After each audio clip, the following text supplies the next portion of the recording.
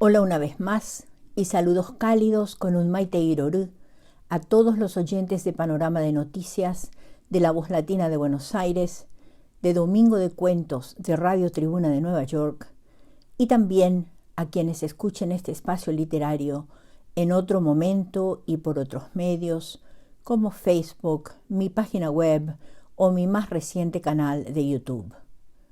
Soy Teresa Méndez Feiz y nuevamente llego hasta ustedes desde Bedford, Massachusetts, con otro ejemplo de la producción narrativa de nuestra tierra colorada, Ñaneretami, Paraguay, corazón de América del Sur. El relato escogido para hoy se titula Aguas y Cúpulas y es de José Pérez Reyes, uno de nuestros escritores más jóvenes que ha logrado notoriedad dentro y fuera del país. Su éxito literario empezó en 2007 en Bogotá, que ese año fue elegida Capital Mundial del Libro por la UNESCO. Allí tuvo lugar el certamen cultural británico iFestival y se realizó el proyecto conocido como Bogotá 39, donde se hizo una selección de los 39 autores más destacados de Latinoamérica menores de 39 años. Y José Pérez Reyes resultó ser uno de los seleccionados.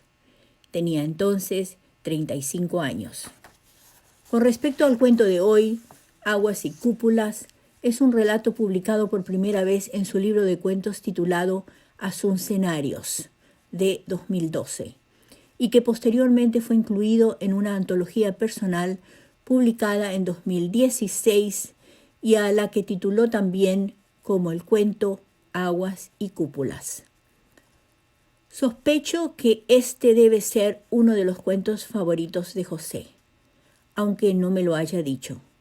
Lo que sí me dijo cuando le pregunté sobre el contexto y la génesis de este relato y de otros dos del mismo libro, de si la idea inicial tenía que ver con experiencias o eventos de la realidad asuncena, es lo siguiente, y cito de su respuesta y comentario. Me dijo José: los tres cuentos son pura ficción y tienen como escenario distintos lugares de Asunción. Allí probablemente los lectores, en este caso los oyentes, conecten en ese plano personal que nos toca sentir al transitar algunas obras. Aguas y Cúpulas es un ejemplo de pura ficción. Las locaciones están allí, pero la imaginación lo inunda todo, literalmente. Es un cuento intenso y revelador. Final de la cita. Y aunque José me dijo y repitió un par de veces que Aguas y Cúpulas es pura ficción, antes de dejarles escuchar el cuento, les quiero confesar que yo escogí este relato en particular porque al empezar a leerlo, en las primeras líneas, reconocí un par de elementos muy reales y actuales, incluidos en el tejido de la narración y con los cuales creo que pueden identificarse fácilmente los oyentes paraguayos y en particular los que viven en los alrededores de Asunción, en Luque como mi hermano Papucho o en Mariano Roque Alonso como Joana y su familia. Y esos dos elementos son: 1. Los cortes de agua tan frecuentes en las últimas semanas en los alrededores de Asunción. Y 2. La tremenda frustración y problemas que esa situación les causa a todos, a los usuarios, como mi hermano y como Joana, por ejemplo, y a los funcionarios de la ESAP también. Pero sí, el desarrollo del cuento es mayoritariamente ficción pura. Y no puedo dejarles sin comentarles que me encantó el final, la escena visual con que cierra el relato. Así que atención a ese final. Y ahora sí, los dejo ya con el audio número 2 para que escuchen y disfruten de Aguas y Cúpulas.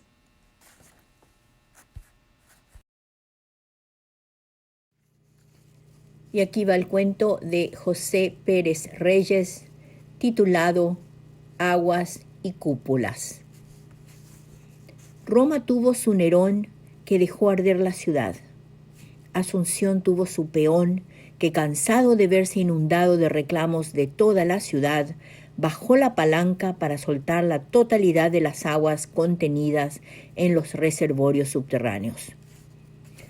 Un peón que no quemó nada, sino que liberó todos los tanques de depósitos del servicio de provisión de aguas tratadas, y la liberación no vino para apagar llamas, sino para ahogar todos los reclamos, literalmente. Esa tarde, Asunción dejó de estar a orillas del río y se convirtió en parte del río Paraguay. Al anegar sus casas y sus calles, se formó una bahía tan amplia como incluyente. Ya nadie más vendría a golpear las ventanillas de quejas ni las mesas de asistencia en la oficina pública del Servicio de Provisión de Aguas Tratadas. Nadie más pondría al rojo vivo los teléfonos que sonaban sin parar en la oficina de reclamos. No más buzones repletos de reclamos por la falta de servicio, ni sitio oficial colapsado en Internet. Era inédita la escala de la arremetida masiva de usuarios quienes, impulsados por las altas temperaturas y los bajos rencores por tantos días sin agua, llegaron al extremo de agredir al funcionariado. Las rejas de uno de los locales de distribución de aguas tratadas fueron derribadas por una turba cuyo hedor era comparable solamente a su furia en ese atardecer de intenso verano. Agua gratis y en abundancia para todos es un logro que ninguno de los diversos movimientos sociales había alcanzado. Agua gratis para todos. Esa es la clave en un país de tanto calor con gente acalorada. Es lo que había pensado el peón. Su cerebro seguramente estaba bajo los efectos del agotamiento por la ola de rabiosos reclamos y, por otra parte, sugestionado por un tinte populista. En medio de esa tormenta cerebral, con su terrible puja interna, el peón se decidió a bajar la palanca de palancas, la que todo lo libera. Su gesto trajo la libertad total de todos los depósitos y reservorios. Entonces la corriente de agua transformó los pintorescos barrios en un inmenso lago multicolor que creció rápidamente y en cuestión de minutos se hermanó con la bahía en una complicidad que parecía vengar tantos años de maltrato y abandono por parte de la ciudad hacia la bahía. El líquido vital recorrió las casas y las calles. Abrazó a la capital con su gesto.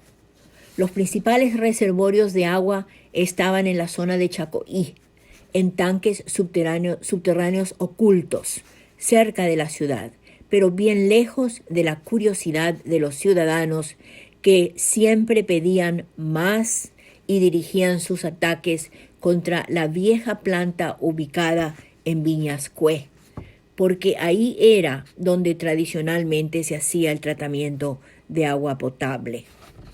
Ahora nunca faltará agua. Ya no más críticas como las que decían que el suministro de agua llegaba a cuentagotas.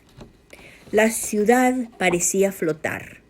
Pocos techos asomaban sobre las aguas ya en calma a mitad de la tarde. El único edificio que sobresalía por entero desde su base misma era la iglesia de la Encarnación, construida en una de las legendarias 7 colinas de Asunción. Además de la altura de la loma Bolocué, sobre la cual se asentaba la iglesia. Sus muros de enormes ladrillos la elevaban aún más del trazado de las calles céntricas. Quedó como una especie de anaranjado recinto amurallado, rodeado de la agigantada bahía, como si hubiera sido un templo emergente de entre las aguas.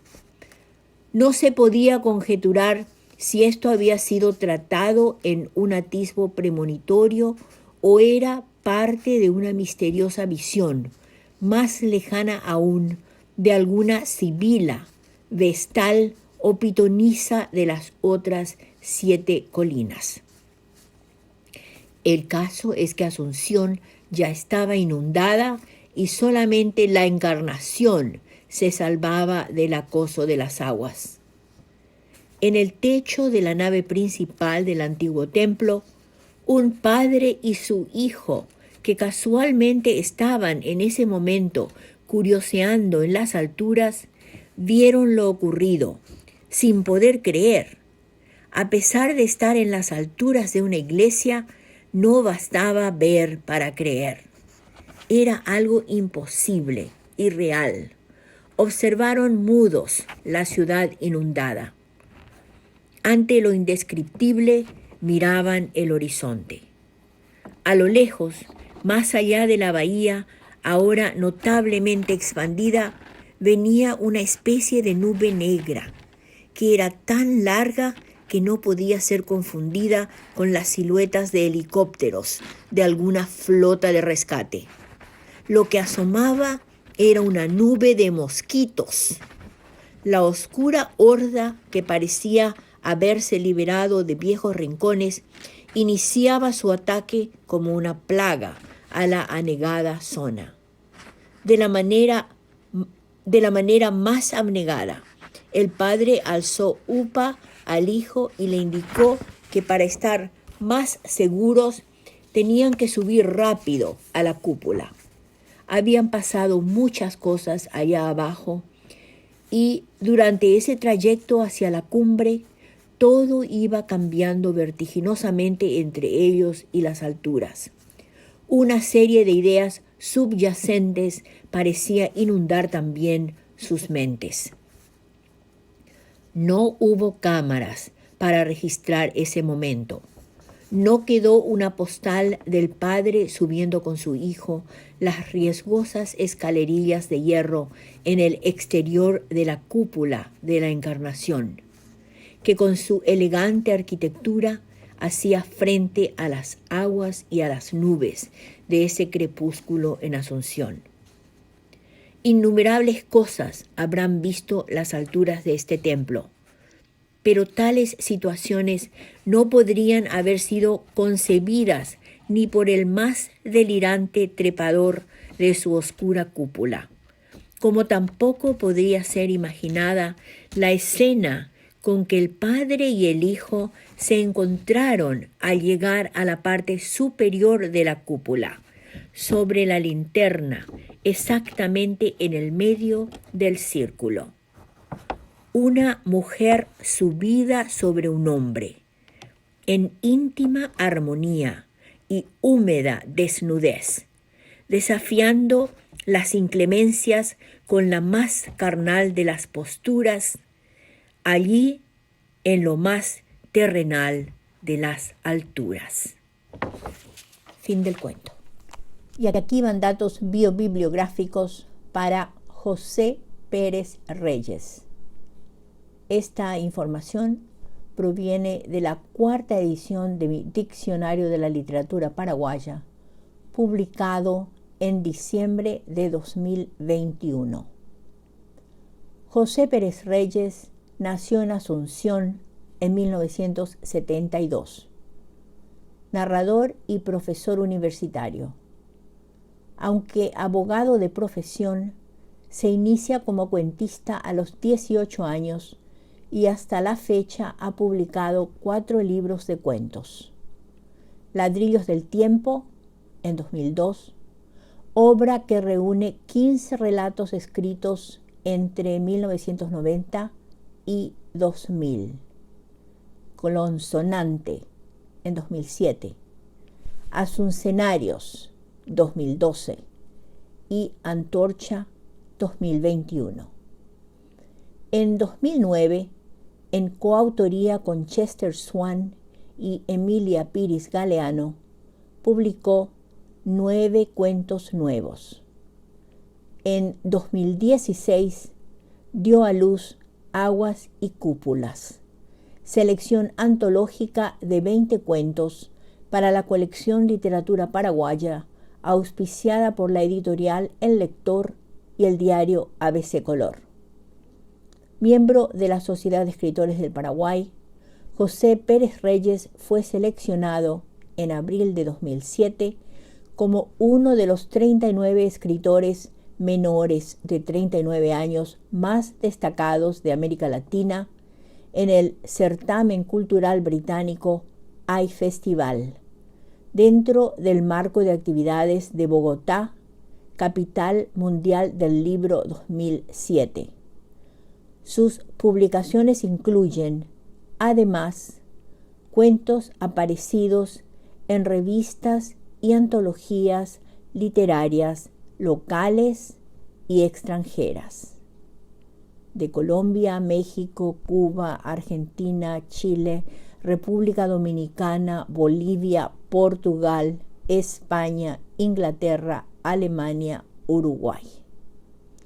Entre estas publicadas en el extranjero están El futuro no es nuestro, de 2008, en el libro del Boyer, 2010, en Words Without Borders, 2011, incluye parte de su obra traducida al inglés, y en The Football Crónicas, 2014, libro de Ragpicker Press, presentado durante el Mundial del 2014 en Brasil.